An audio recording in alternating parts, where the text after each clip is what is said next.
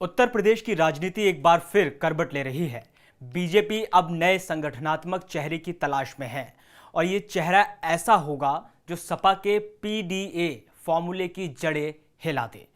योगी आदित्यनाथ की दिल्ली में हुई हाई लेवल मीटिंग, प्रधानमंत्री अमित शाह और जेपी नड्डा के साथ घंटों की चर्चा। क्या ये महज औपचारिक दौरा था या पर्दे के पीछे साल 27 की बड़ी स्क्रिप्ट लिखी जा रही है? क्या नया अध्यक्ष ओबीसी समाज से होगा या बीजेपी दलित कार्ड खेलने वाली है? राजनीति के इस नए समीकरण को समझिए। नमस्कार, स्वागत है आपका आयोन भारत पर। मैं हूं आपके साथ कमल मिश्रा। सीएम योगी का दिल्ली दौरा यूं ही नहीं था। दिल्ली में एक के बाद एक 3 बड़े नेताओं से मुलाकात, पीएम मोदी, जेपी नड्डा और अमित शाह, और सब कुछ बेहद साइलेंट मोड में। कोई आधिकारिक प्रेस रिलीज नहीं, कोई बयान नहीं, लेकिन बीजेपी गलियारों में हलचल साफ है। दरअसल अंदर खाने चर्चा है, यूपी बीजेपी अध्यक्ष को लेकर बड़ा मंथन हुआ है। भूपेंद्र चौधरी का कार्यकाल अब खत्म हो चुका है और पार्टी नए चेहरे की तलाश में जुट गई है। अब बड़ा सवाल यह है कि क्या बीजेपी पीडीए समीकरण का तोड़ निकालने के लिए ओबीसी या एससी चेहरे का दांव लगाएगी, और अगर हां तो क्या यह चेहरा योगी के भरोसे का होगा या मोदी शाह की पसंद का? आगे इस वीडियो में हम बात करेंगे उन 5 बड़े नामों की जो इस दौड़ में सबसे आगे बताए जा रहे हैं, और उस पॉलिटिकल प्लान की जो साल 27 से पहले यूपी में बीजेपी को नए सिरे से खड़ा कर सकता है। पीडीए यानी पिछड़ा, दलित और अल्पसंख्यक, यही वो फॉर्मूला है जिसे अखिलेश यादव ने साल 2024 में धार दी और बीजेपी के लिए पूर्वांचल में बड़ा सिरदर्द खड़ा कर दिया। उत्तर प्रदेश की 80 लोकसभा सीटों में से सबसे ज्यादा अहम माने जाने वाला पूर्वांचल, जहां कभी बीजेपी का दबदबा हुआ करता था, साल 2024 में पार्टी सिर्फ 10 सीटों पर सिमट गई। सपा ने पिछड़ा वर्ग, दलित समाज और मुस्लिम वोटरों को एकजुट कर ऐसा समीकरण बनाया और खड़ा किया जिसने बीजेपी की सोशल इंजीनियरिंग की बखिया उधेड़ दी। अब यही कमजोरी बीजेपी की सबसे बड़ी चिंता बन चुकी है और शायद इसीलिए अब संगठन में बड़ा बदलाव लगभग तय है। बीजेपी अब ओबीसी एससी समीकरण को फिर से धार देने की कोशिश में है ताकि सपा के पीडीए मॉडल को काउंटर किया जा सके।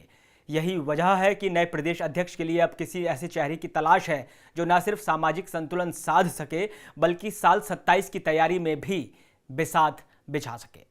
अब बात उस सवाल की जिस पर पूरे उत्तर प्रदेश की राजनीति टिकी है, अगला चेहरा होगा कौन, ओबीसी या एससी?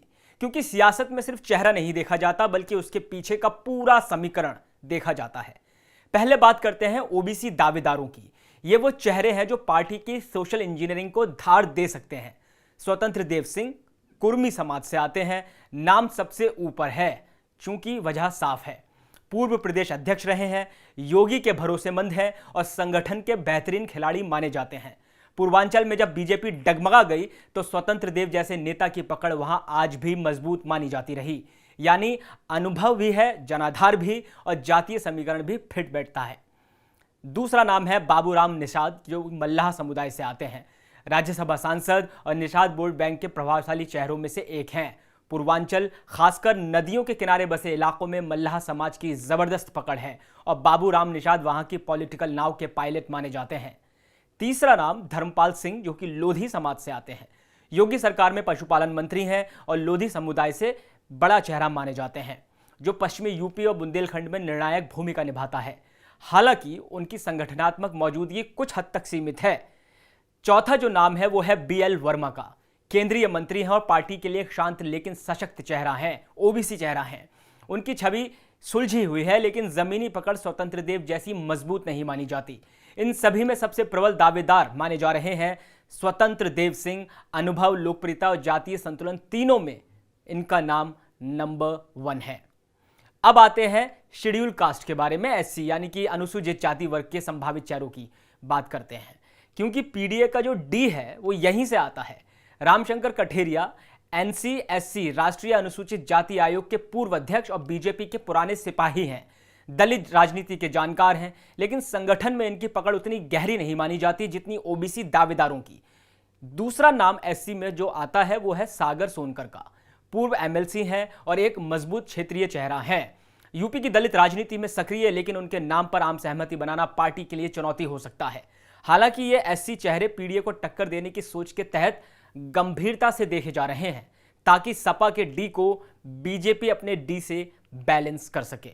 और जहां तक ब्राह्मण चेहरों की बात है, कुछ नाम जरूर चर्चा में है, जैसे दिनेश शर्मा, पूर्व डिप्टी सीएम सुब्रत पाठक, कन्नौज से सांसद और पीएम मोदी के करीबी। लेकिन यहीं बीजेपी की सोशल बैलेंसिंग चाल देखने लायक है, क्योंकि योगी खुद ठाकुर हैं, डिप्टी सीएम ब्रजेश पाठक ब्राह्मण हैं। तो फिलहाल पार्टी सवर्ण चेहरे को थोड़ा बैकफुट पर रख रही है ताकि ओबीसी और एससी संतुलन साधा जा सके और समाजवादी पार्टी के पीडीएफ फॉर्मूले का काट निकाली जा सके। अब सबसे बड़ा सवाल यह है कि क्या बीजेपी इस बार जातीय जोड़तोड़ से आगे जाकर ऐसा चेहरा लाएगी जो साल 2027 की राह भी साफ कर सके, या सिर्फ साल 2024 के झटकों का जवाब देने तक ही सिमटेगी। तो उत्तर प्रदेश बीजेपी में अब वक्त यह है कि नए कप्तान का चयन किया जाए, एक ऐसा कप्तान जो सिर्फ संगठन नहीं बल्कि जातीय संतुलन और सियासी समीकरण दोनों को साध सके। अगर पार्टी पीडीए के डी को काउंटर करना चाहती है तो दलित चेहरा जरूरी है। अगर पार्टी ओबीसी वोट बैंक को फिर से जोश में लाना चाहती है तो ओबीसी लीडर ही सबसे बड़ा गेम चेंजर बन सकता है। स्वतंत्र देव सिंह का नाम सबसे आगे है, लेकिन रामशंकर कठेरिया जैसे चेहरों को भी हल्के में नहीं लिया जा सकता, और यही बीजेपी की अगली बड़ी राजनीतिक पहली है। अब बारी आपकी है। क्या आपको लगता है कि ओबीसी नेता बीजेपी को साल 27 की राह में मजबूती देंगे, या दलित चेहरा पीडीएफ फॉर्मूले का सही जवाब साबित हो सकता है? कमेंट बॉक्स में अपनी राय जरूर बताइए, वीडियो को लाइक जरूर करें, चैनल आयोन भारत को सब्सक्राइब करें और बेल आइकॉन दबाएं ताकि अगला पॉलिटिकल अपडेट आपके पास सबसे पहले पहुंचे। मैं हूं कमल मिश्रा, मिलते हैं अगले वीडियो में, तब तक के लिए नमस्कार।